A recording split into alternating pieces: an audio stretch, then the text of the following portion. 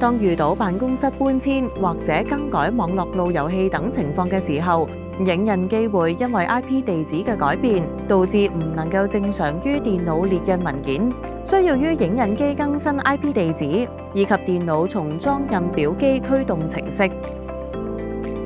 首先需要變更影印機嘅 IP 地址，先到影印機主畫面，點按系統選單計數器，點按下一頁，點按系統網路，輸入有管理員權限嘅使用者名稱與密碼，預設名稱同密碼均為 admin， 需要依照大小楷輸入，完成之後按登入。喺網路點按下一步，於有線網路設定點按下一步 ，TCP/IP 設定點按下一步 ，IPv4 點按變更。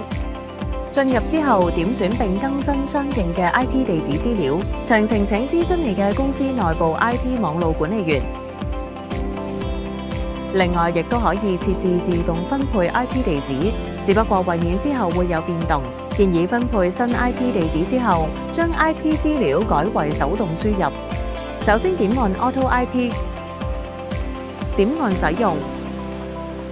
點按 OK 確定，再點按 DHCP， 點按使用，點按 OK 確定。無論以手動或者係自動設置 IP 地址，都必須要點按 OK 確定儲存，最後需要重新啟動影印機以生效設定。